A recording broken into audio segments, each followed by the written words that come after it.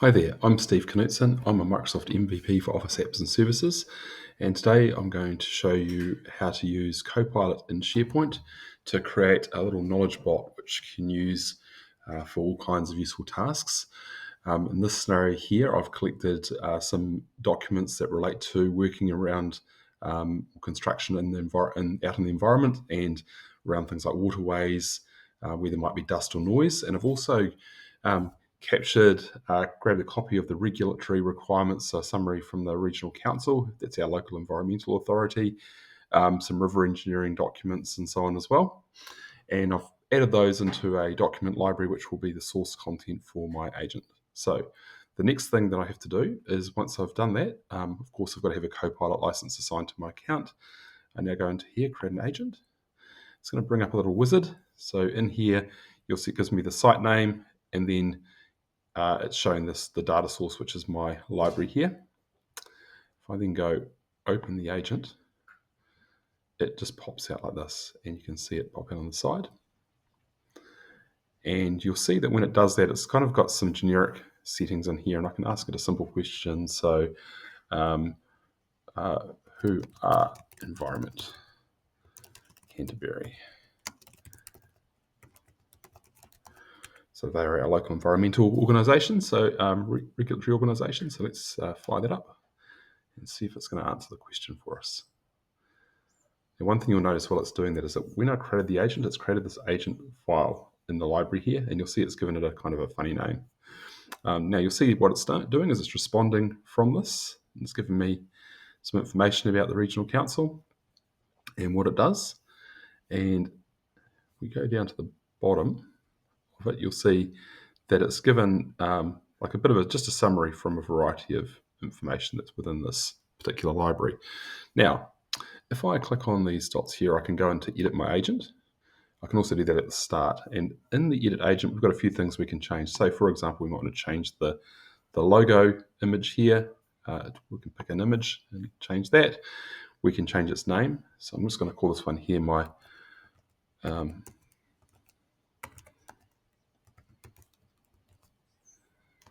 environment agent. Oops, we can't use a space in here. Just spell it right. Environment agent. And we've got a white space at the start, thanks. So I'm just going to use that. Now, we can also put a description in here about what this is. And over here, we can edit these default questions as well. So we can do that just by going into behavior, but we'll just start with source. And here we could, if we wanted to add an additional library and so on, we can do that from here. So you can point at libraries, files, or folders. I'd recommend not going against individual files, mainly because if your content's changing over time and you want to go back and manually add files, you might be better to point it at a folder or a library. That way, you don't have to do anything with your agent to update it. It'll automatically see all of the content that's in that related content source. And another thing that lets you do is curate that content and then maintain it, because it's very important to make sure the content remains relevant over time. Once we've done that, we can have a look at the behaviors, and in here we can add some default questions in here if we want to. So we can give it a starting message and some instructions, and also some starter prompts as well. So I'm just going to save and close from here. And now this little agent in particular is going to be quite handy. So in a particular scenario I've got here, imagine I'm a river engineer. I'm about to do some work near a river, and I want to know what it is that I can do to mitigate dirt going into that river. So I can just ask this question: what mitigations should I consider when doing work on bridge construction?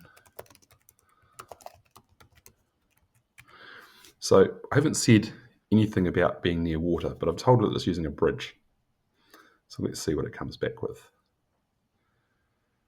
So here we go. So now it's referencing the council, and it's specifying some best practices. So things to consider around ecological risks and sensitive habitats, minimizing disruption to that, creating vegetation buffer zones, erosion and sediment control, stormwater management, spill prevention, etc.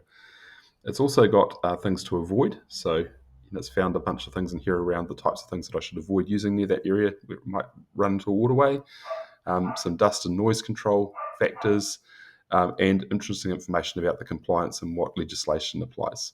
So that's a really cool use of a bot on a curated set of content to help answer sort of real world questions.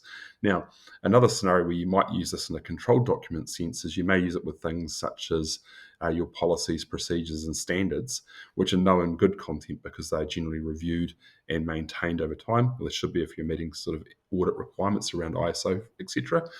So that good quality content will make a bot like this work really well in your organization.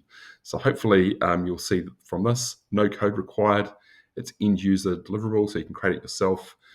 There's no limitations around this. Access is granted based on people having appropriate licensing in your tenant for Copilot and so on. But there you go, super easy way to create a knowledge bot for your organization in minutes, not days.